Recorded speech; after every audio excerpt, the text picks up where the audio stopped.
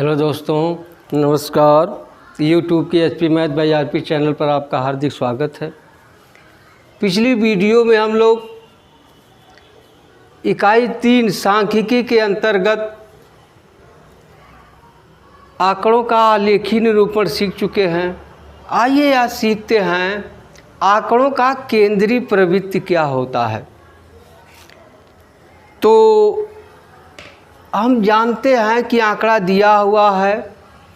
अगर मान लीजिए आंकड़ा इस तरह से फैला हुआ है, यहाँ से लेकर यहाँ तक आंकड़ा फैला हुआ है, तो केंद्रीय प्रवृत्ति का मतलब उसका बीचों बीच, उसका केंद्र यह ज्ञात करना है। किसी के आसपास आंकड़े कुछ इधर फैले हों, कुछ इधर फैले हों।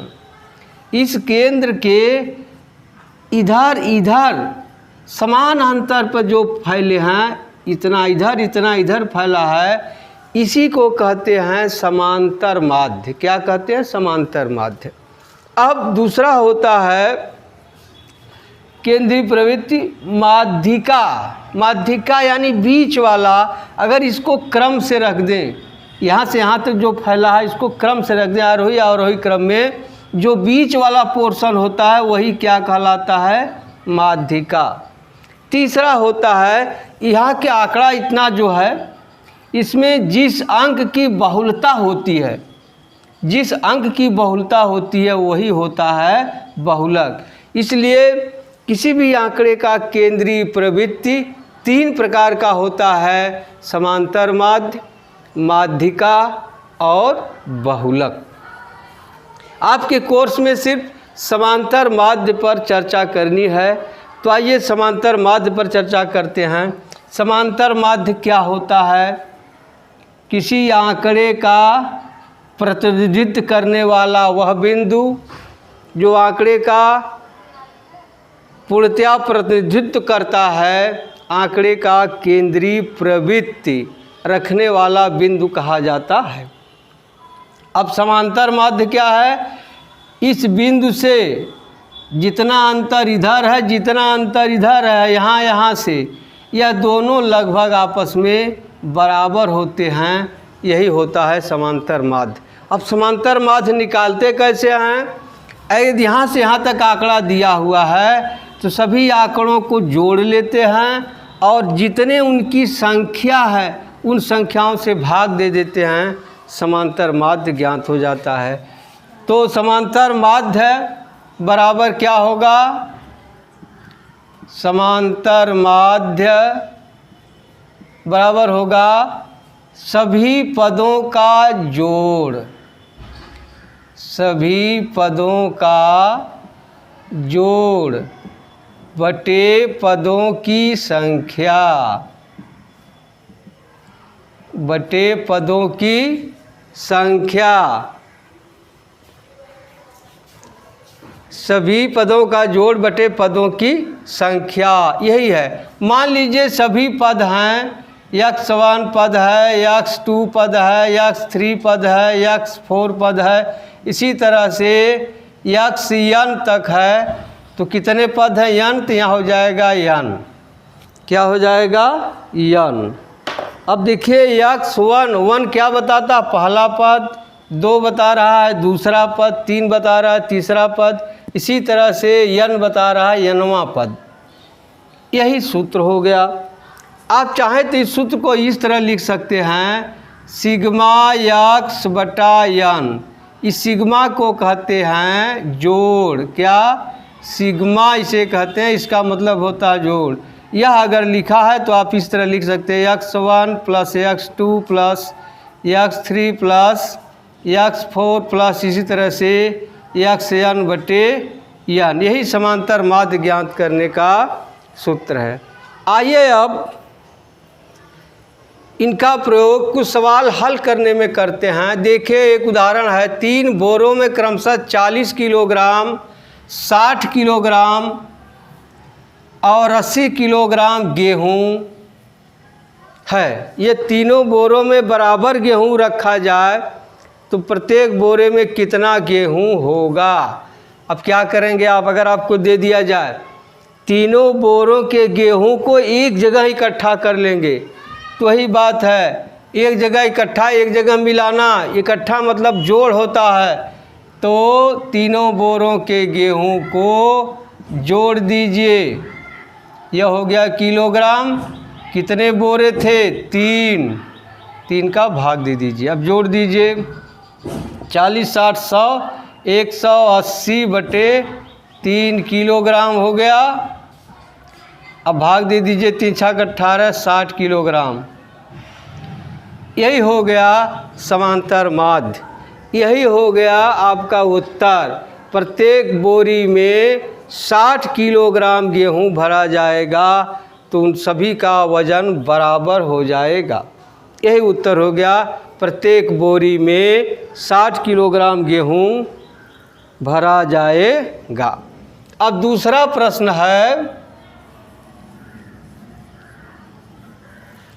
कक्षा 7 के 6 विद्यार्थियों के पूर्णांक 100 में से प्राप्तांक 85, 73, 90, 64, 86, 70, इनका समांतर माध्य ज्ञात कीजिए। अब समांतर माध्य बराबर होता है सभी पदों का जोड़।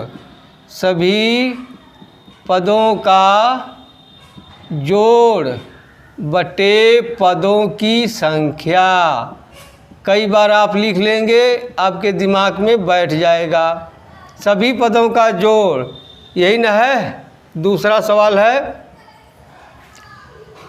85 plus 73 plus 90 plus 64 plus 86 plus 70 बटे कितने पद हैं? 1, 2, 3, 4, 5, 6। 6 का भाग दे दीजिए।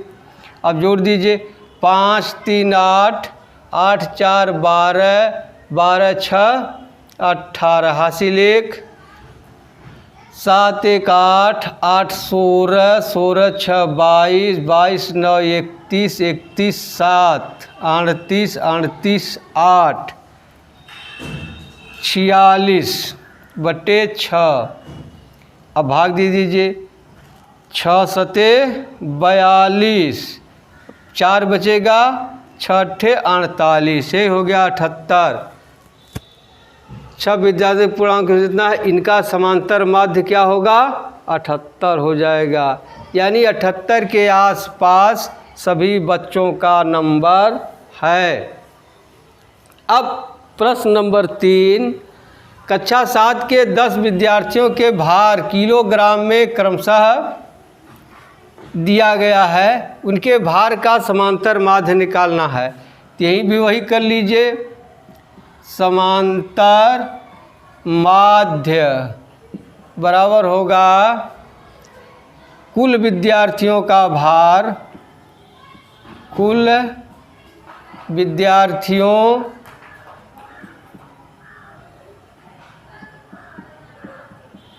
का भार बटे कुल विद्यार्थियों की संख्या।